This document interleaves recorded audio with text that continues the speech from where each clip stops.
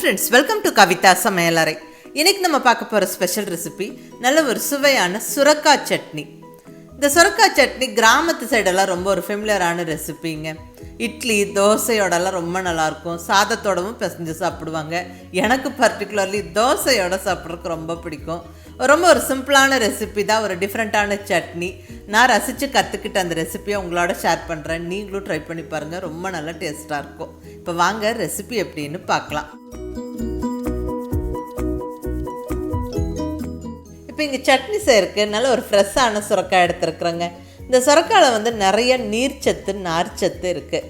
அடிக்கடி நம்ம உணவில் எடுத்துக்கிறது ரொம்ப ரொம்ப நல்லது. இதில் நிறைய டிஷ்ஷஸ் பண்ணலாம். கூட்டு, பொரியல், இந்த கருவாட்டு குழம்பு, தட்டைப்பயிர் குழம்பெல்லாம் நம்ம புளி சேர்த்து செய்கிற இந்த குழம்புலலாம் சுரக்காவும் சேர்த்து செய்யும்போது டேஸ்ட் ரொம்ப நல்லாயிருக்கும். இன்றைக்கி ஒரு இன்ட்ரெஸ்டிங்கான சட்னியை நம்ம இப்போ பார்க்க போகிறோம்.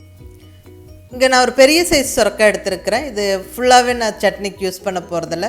பாதி எடுத்து வச்சுட்டு இந்த பாதியை மட்டும்தான் இப்போ எடுத்துக்க போகிறேன். இதை நம்ம தோல் சீவி எடுத்துடலாம். இப்போ நான் கையில் எடுத்து வச்சுருக்கிற இந்த சுரக்காவோட வெயிட் பார்த்திங்கன்னா கிட்டத்தட்ட ஒரு 400 கிராம் இருக்கும். ஒரு 4 பேருக்கு அளவாக சட்னி செய்யறதுக்கு இது சரியாக இருக்குங்க. இப்போ இதை நல்லா கம்ப்ளீட்டாக தோல் சீவி எடுத்துட்டு கொஞ்சம் பெரிய பெரிய பீசஸாக கட் பண்ணி உள்ளே இருக்கிற அந்த கெட்டியான விதை பகுதிகளை எடுத்து விட்டுருவோம். இப்போ இந்த பகுதி மட்டும்தான் நம்ம கட் பண்ணி போட்டு சட்னி செய்ய போகிறோம். ஸோ கம்ப்ளீட்டாக உள்ளே இருக்கிற அந்த ஹார்டான விதை பகுதியெல்லாம் எடுத்தாச்சு. இப்போ சுரக்காய் நம்ம சின்ன சின்ன பீசஸாக கட் பண்ணிடலாம். சும்மா ரஃப்பாக சின்ன சின்ன பீசஸாக கட் பண்ணிவிடுங்க. ஏன்னா இதை வதக்கி நம்ம கடைஞ்சி சட்னி செய்ய போகிறோம்.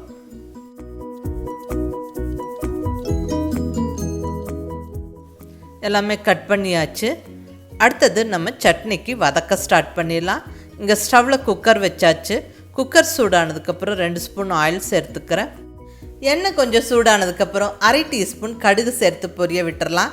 கூடவே 1/2 டீஸ்பூன் சீரகம், 1/2 டீஸ்பூன் கொத்தமல்லி 1-2 இடித்து சேர்த்துக்கிற இந்த மல்லியை இந்த ஆயிலில் போட்டு இந்த மல்லியை பொரிய விடும்போது வாசனையும் டேஸ்ட்டும் ரொம்ப நல்லாயிருக்கும். இப்படி இடித்து சேர்த்துக்கிட்டால் நம்மளுக்கு கடைஞ்சி விடும்போது ஈஸியாக இருக்கும். நல்லா பொரிஞ்சு வரட்டும். கூடவே ஒரு கொத்து ஃப்ரெஷ்ஷான கருவேப்பிலையும் போட்டு பொரிய விட்டுட்டு இப்போ பூண்டு சேர்த்துடலாங்க. ஒரு 3-4 பூண்டு சின்ன சின்ன பீசஸாக கட் பண்ணி போட்டாச்சு. அடுத்ததாக வெங்காயம். நான் இங்கே ஒரு 15-20 சின்ன வெங்காயம் சேர்த்துக்கிறேன். சின்ன வெங்காயம் சேர்க்கும்போது டேஸ்ட் ரொம்ப நல்லாயிருக்கும். சப்போஸ் சின்ன வெங்காயம் இல்லைன்னா பெரிய வெங்காயம் சேர்த்துக்கலாம். இப்போ ஒரு 4 பச்சை மிளகாவை சின்ன சின்ன பீசஸாக கட் பண்ணி சேர்த்தாச்சு. நல்லா வதக்கி விட்டுருவோம். வெங்காயம் எல்லாம் நல்லா கலர் மாறி வர வரைக்கும் நல்லா வதங்கட்டும். வெங்காயம் ஓரளவுக்கு நல்லா வதங்கிருச்சுங்க. இப்போ தக்காளி சேர்த்துடலாம். 4 மீடியம் சைஸ் தக்காளியை ரஃபாக சின்ன சின்ன பீசஸாக கட் பண்ணி சேர்த்தாச்சு. நல்லா வதக்கி விட்டுருவோம். ரொம்ப மசிஞ்சு வரணும் நல்ல அவசியம் இல்லை. தக்காளி ஜஸ்ட் ஒரு நிமிஷம் வதக்கி விட்டுட்டு இப்போ ரெடியாக கட் பண்ணி வச்சுருக்கிற சுரக்காவை சேர்த்துடலாங்க. நல்லா அந்த விதையெல்லாம் நீக்கிட்டு இந்த மாதிரி சின்ன சின்ன பீசஸாக கட் பண்ணி வச்சுருக்கிற சுரக்காவை போட்டு விட்டு ஒரு 2 நிமிஷம் வதக்கி விட்டுருவோம். இப்போ இதில் கொஞ்சமாக மஞ்சள் தூள் சேர்த்துடலாம். ஒரு 1/4 டீஸ்பூன் மஞ்சள் தூள் சேர்த்தாச்சு. இப்போ ஏற்கனவே இங்கே காரத்துக்கு 4 பச்சை மிளகாய் போட்டு வதக்கியிருக்கோம். இது கூட 1 டீஸ்பூன் சாம்பார் பொடி சேர்த்துக்கிறேன். டேஸ்ட் ரொம்ப நல்லாயிருக்கும். அதாவது சாம்பார் பொடியோட வாசனையும் காரமும் சேரும்போது ரொம்ப நல்லாயிருக்கும். அடுத்ததாக புளி, ஒரு சின்ன பீஸ் புளி சேர்த்துக்கிறேன். அதாவது ஒரு சின்ன நெல்லிக்காய் சைஸ் புளி, அந்த கொட்டை நாரெல்லாம் எடுத்துகிட்டு அப்படியே சேர்த்து விடுறேன். ஏற்கனவே நம்ம இங்கே 4 தக்காளி சேர்த்துருக்குறோம். அந்த புளிப்போட இந்த புளியோட புளிப்பு சேரும்போது நல்லாயிருக்கும். அதாவது சாதத்தோடு நம்ம பிசைஞ்சும் சாப்பிடலாம் புளி சேர்த்து செய்யும்போது. ஸோ இங்கே 4 நாட்டு தக்காளியும் ஒரு சின்ன பீஸ் புளியும் சேர்த்தாச்சு. இப்போ நல்லா வதக்கி விட்டுறலாம். ஒரு நிமிஷம் நல்லா வதக்கி விட்டுட்டு இப்போ நம்ம தண்ணி சேர்த்துக்கலாங்க. சுரக்காய் தண்ணி விட்டு வெந்து வரும். நம்ம நிறைய தக்காளியும் போட்டிருக்கிறோம். ஸோ அளவாக மட்டுமே தான் தண்ணி விட்டுக்கணும். நான் இங்கே 1/2 டம்ளருக்கும் கம்மியாக தான் தண்ணி சேர்த்துக்கிறேன். குக்கரில் வேக வைக்கிறோம். ரொம்ப தண்ணி விட்டுட்டா சலசலன்னு போயிடும், டேஸ்ட் இருக்காது. ஸோ இந்த அளவுக்கு மட்டுமே தண்ணி சேர்த்து வேக வச்சுக்கிட்டா தான் நல்லாயிருக்கும். ஸோ தண்ணி சேர்த்துட்டு நல்லா கலந்து விட்டுட்டு இப்போ உப்பு சேர்த்துடலாம். தேவையான அளவு உப்பு சேர்த்து அகைன் ஒரு வாட்டி கலந்து விட்டுட்டு இப்போ ஒரு கைப்பிடி பொடியான இருக்குன்னு கொத்தமல்லி இலையை போட்டு விட்டுறலாங்க. நல்ல வாசனையாக இருக்கும், நல்லதும் கூட. அவ்வளோதான், எல்லாமே சேர்த்தாச்சு. நல்ல ஒரு தடவை கலந்து விட்டுட்டு குக்கர் மூடியை போட்டு விட்டு வெயிட் வச்சு விட்டு ஒரு 3 விசிலுக்கு வேக வச்சு எடுப்போம். பர்ஃபெக்டாக அந்த காய்கறிகள் எல்லாம் வெந்துடும். ஸ்டவ்வை மீடியம் ஃப்ளேமில் வச்சுக்கோங்க. 3 விசில் ஸ்டீம் ப்ரெஷர்லாம் போனதுக்கப்புறம் ஓப்பன் பண்ணுறேன். பாருங்கள், நல்லா பர்ஃபெக்டாக வெந்திருக்கு. கரண்டி விட்டு நம்ம நல்லா அழுத்தினாவே மசிஞ்சு வருது. நான் இங்கே மத்து வச்சு கடைஞ்சிக்க போகிறேன். ஸோ ஃபஸ்ட்டு தண்ணியை கொஞ்சம் வடித்து வச்சுட்டு நம்ம மத்து வச்சு கடையும் போது தான் நல்லா கடைப்படும். நான் தண்ணியை வடிச்சிட்டு இப்போ மத்து வச்சு நல்லா கடைஞ்சி விட்டுக்கிறேன்.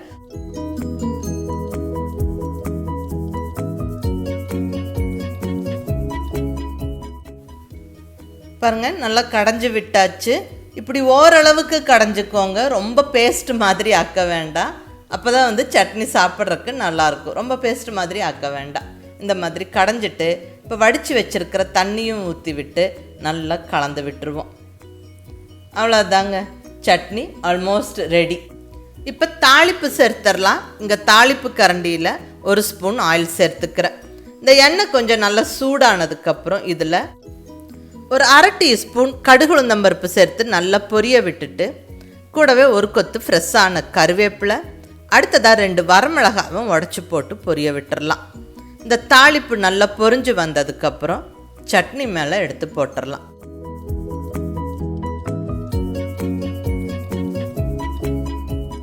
அவ்வளோதாங்க, சுவையான சத்தான சொரக்காய் சட்னி ஜம்முன்னு ரெடி ஆயிடுச்சு. ஒரு இன்ட்ரெஸ்டிங்கான சிம்பிளான சட்னி ரெசிபி இது.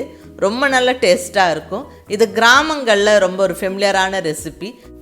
நல்ல சுட சுட சாதத்து மேலே இந்த சொரக்காய் சட்னி சேர்த்து பிசைஞ்சு சாப்பிட்றதுக்கு ரொம்ப நல்லாயிருக்கும்.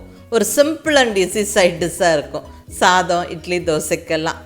அதை நீங்கள் ட்ரை பண்ணி பாருங்கள். பட் பர்டிகுலர்லி எங்கள் வீட்டில் எல்லாருக்கும் தோசையோட இந்த சட்னி ரொம்ப பிடிக்கும். நான் இன்றைக்கி நல்ல சோள தோசைக்கு இந்த சொரக்காய் சட்னி செஞ்சேன். எல்லாருமே விரும்பி சாப்பிட்டாங்க. நீங்களும் ட்ரை பண்ணி பாருங்கள். சோள தோசையோட ரெசிபி வேணும்னா கீழே டிஸ்கிரிப்ஷனில் லிங்க் கொடுத்துருக்குறேன். சிம்பிள் அண்ட் ஈஸியாக குயிக்காக செய்யக்கூடிய இந்த அருமையான சொரக்காய் சட்னியை மிஸ் பண்ணாமல் ட்ரை பண்ணி பாருங்கள். இது நல்ல ஒரு கிராமத்து ஸ்டைல் ரெசிபிங்க. நல்ல ஒரு ஆரோக்கியமான ரெசிபி. மிஸ் பண்ணாமல் ட்ரை பண்ணி பார்த்துட்டு எப்படி இருந்ததுன்னு உங்கள் ஃபீட்பேக் சொல்லுங்கள். பிடிச்சிருந்தா லைக் பண்ணி, ஷேர் பண்ணி, கமெண்ட் பண்ணுங்கள். கவிதா சமையலறை சப்ஸ்கிரைப் பண்ணி என்னுடைய மற்ற ரெசிபிஸும் வீடியோஸும் பாருங்கள். தேங்க்யூ.